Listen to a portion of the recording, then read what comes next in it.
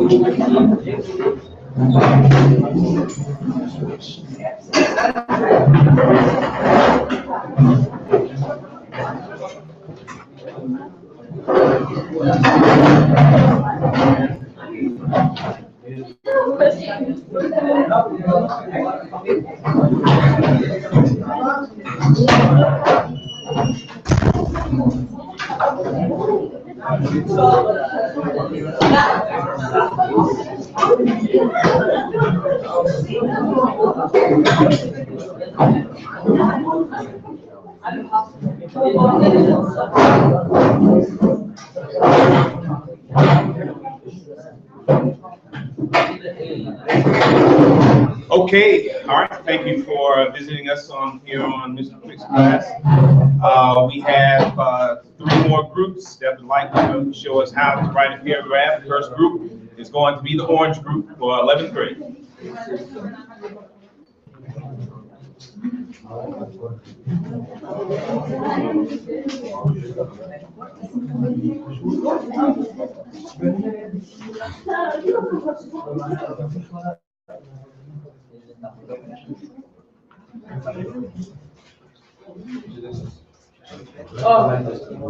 Hello, audience. Hello, 11th graders, Quick and YouTube. Today we're going to be presenting paragraph 10-minute lesson by Orange Group. We are the representatives from Orange Group.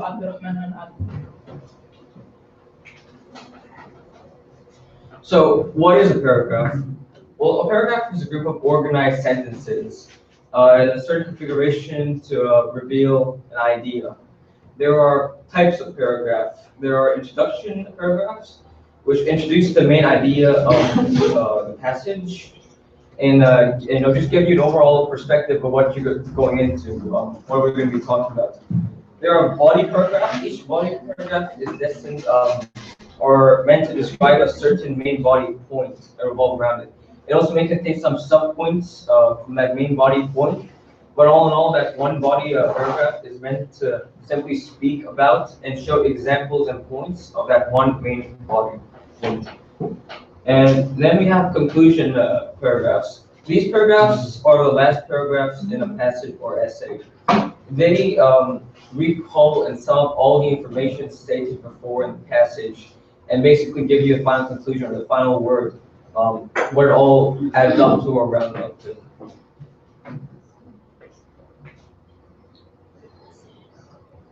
Now we'll be talking about the components of a paragraph. The paragraph has a lot of components, as we said, like there are a lot of types of paragraphs. Paragraph components are parts within a paragraph that basically align to form a proper paragraph. Paragraph components. We have the topic sentence, which starts off the paragraph, and then it basically gives you an idea of the main body point that we. Paragraph. Topic sentence introduces the reader to the idea, and basically you start off with it so you can let the reader know what you're going to be talking about later on. And we have the points and examples, which are basically the elements of a paragraph. Points and examples are really, really important. Without points and examples, it's not a valid argument. It's not basically a valid passage or an essay, because without it, you can't have evidence. You can't convince the reader of your point, and you're not going to have a point to talk about. And the concluding sentence, after all, it's basically the final sentence in the paragraph, and that basically ends the paragraph and basically sums up and basically concludes the last the points mentioned in the paragraph. So transitional words. Transitional words are, well, as they sound, they're meant to transition from certain things. They could transition, they could connect sentences with other sentences, or even paragraphs with other paragraphs in certain cases. There are different types of transitional words. There's addition, which is like furthermore, to add to, etc. Just adding certain numbers. And then we have time, which is like while, in time, um, when words like that, they would describe time and they would connect a sentence with another sentence. And then there's comparisons, like by the way, um, by the same token, and other things like that. So, and this contrast with like nevertheless, or I mean nonetheless, and uh, on the other hand, however, these things would show contrast from going from one sentence to the other sentence, or one paragraph to the other paragraph. And then you got the cause, which is because, due to, and other things that would show a cause of why this would happen, and the other thing would happen, that being part of a sentence, and the other one being part of another sentence. And then there's a summarize. To summarize, to conclude, to sum up. For example, we have a sentence, and then like to sum up, you put another sentence, and to sum up, we connect those two sentences, and thus a transitional word. Okay, we wrote a paragraph about the teenage brain, and I'll be reading it for you. The teenager brain is facing a lot of hard decisions, and one of the difficult things to face is the standardized tests. Teenagers respond to the environment around them as stated in the video documentary. They could use their responses to the environment in their favor when taking standardized tests. One of the things that could affect teenagers in standardized tests is pressure. Consequently, they rely on the lower part of the brain, the limbic, and the reasoning that usually causes problems for teenagers. Because as stated in the video, that the lower part of the brain is responsible for emotional connections. Additionally, peer pressure may also keep a teenager from being educationally productive. In addition to that, peer pressure may move a teenager from studying to partying, drinking, and having underage sex. And these suppressions due to peer pressure will hold the teenage student back from achieving his or her SAT score needs. All in all, within teenage years, a person's frontal lobe is barely developed, keeping a student from making logical decisions and giving in to peer pressure, all of which suppresses SAT scores for the student.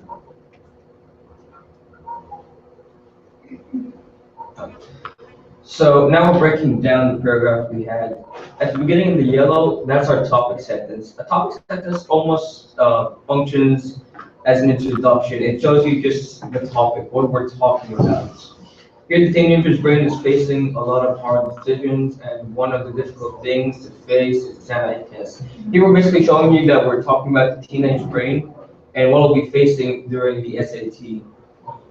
And then we have points and examples. Points and examples basically just the body of the entire paragraph. It will just give you, details of like each point you're trying to make and examples to back those points up.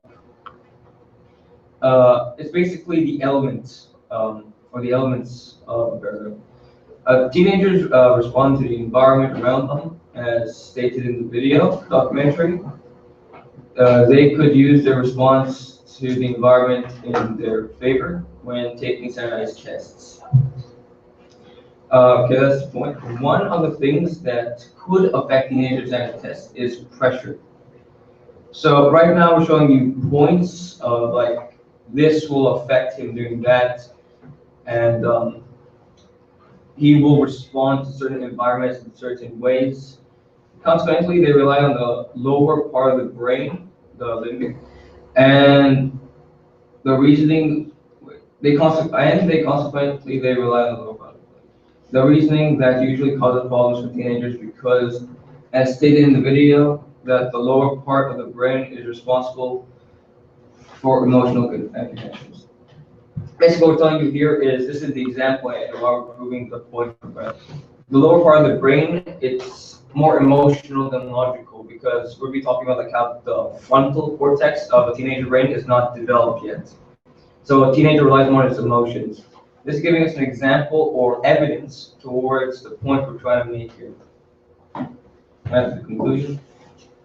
All in all, within teenage years, the person's frontal lobe is barely developed, keeping a student from making logical decisions, and getting to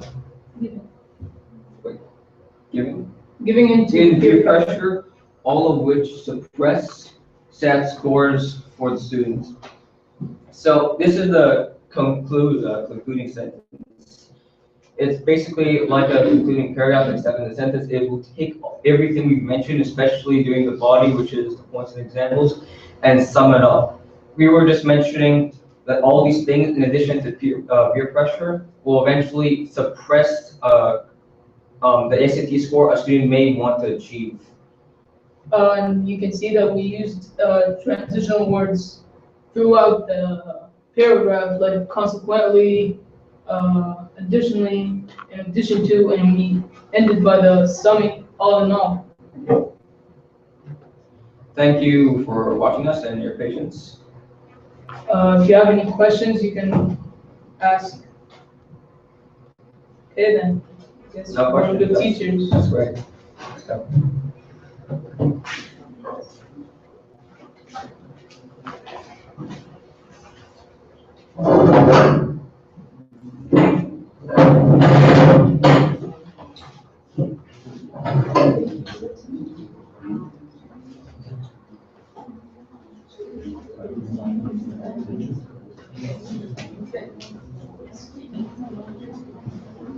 Okay, all right. Thank you very much, Orange Group. Now we're going to hear from the 11th grade Yellow Group. They're going to explain to us how to write a paragraph. Yellow Group.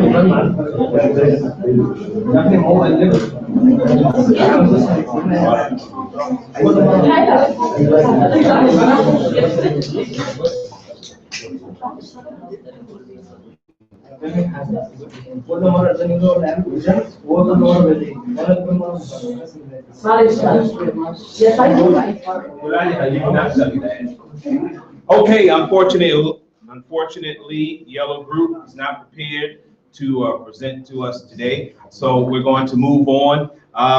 Red Group is up next.